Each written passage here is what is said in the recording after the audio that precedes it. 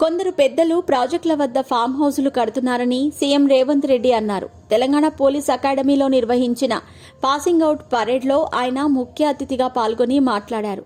Form హౌస్ల నుంచి వచ్చే డ్రైనేజీని గండిపేటలో కలుపుతున్నారు. నాలాల ఆక్రమణలతో ఉప్పెనలా వరదలు వస్తున్నాయి. దీంతో పేదల ఇళ్లు మునుగుతున్నాయి. చెరువులను ఆక్రమణల నుంచి విడిపించేందుకే హైడ్రాను ఏర్పాటు చేశాం. ఆక్రమణలు వదిలి గౌరవంగా తప్పుకోండి. వాటిని కూల్చే బాధ్యత తీసుకుంటాం. కూల్చివేతలపై స్టే తెచ్చుకున్నా కోర్టుల్లో కొట్లాడతాం.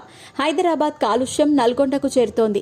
ఆక్రమణలు తొలగించి మూసీ రివర్ ఫ్రంట్ అభివృద్ధి చేస్తాం. ఇక్కడి పరివాహక ప్రాంతంలో పేదల ఆక్రమణలు ఉన్నాయి. వారి పట్ల ప్రభుత్వం మానవతా ధోరణితో వ్యవహరిస్తోంది. మూసీ వెంట ఉన్న 11,000 మంది బాధితులకు డబుల్ బెడ్రూమ్ ఇళ్లిస్తాం. గత ప్రభుత్వ హయాంలో ప్రజల ఆకాంక్షలు నెరవేరలేదు. తెలంగాణలో డిసెంబర్ 3న ప్రజాపాలన ఆవిర్భవించింది. కాంగ్రెస్ వచ్చాక 30,000కు పైగా ఉద్యోగాలు కల్పించాం. మరో 35,000 ఉద్యోగాలకు నోటిఫికేషన్స్ ఇచ్చాం. టీజీపీఎస్సీపై నిరుద్యోగులకు ఎలాంటి అనుమానాలు లేవు. గతంలో ఉద్యోగ నోటిఫికేషన్ల కోసం ఎదురు చూసే పరిస్థితి. ప్రస్తుత ప్రభుత్వం నోటిఫికేషన్లు వరుసగా ఇస్తోంది. నిరుద్యోగుల వినతి ప్రకారం గ్రూప్ 2 పరీక్షలు వాయిదా వేశాం. సైబర్, గంజాయి నేరాలను ఉక్కుపాదంతో అణిచివేయాలి.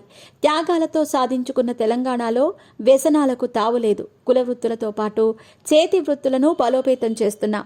వ్యవసాయం దండగ కాదు, పండగ అని నిరూపించాం.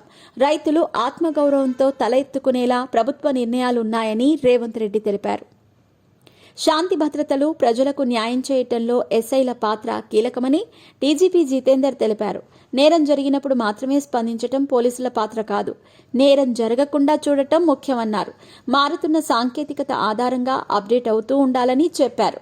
బృందంగా పనిచేసి ముందుకు వెళ్లాలని, ప్రజల నమ్మకం పొందాలని సూచించారు. సైబర్ నేరాల కట్టడిలో తెలంగాణ పోలీసులకు ప్రతిష్టాత్మక అవార్డు రావడంతో చాలా ఆనందంగా ఉందని తెలిపారు.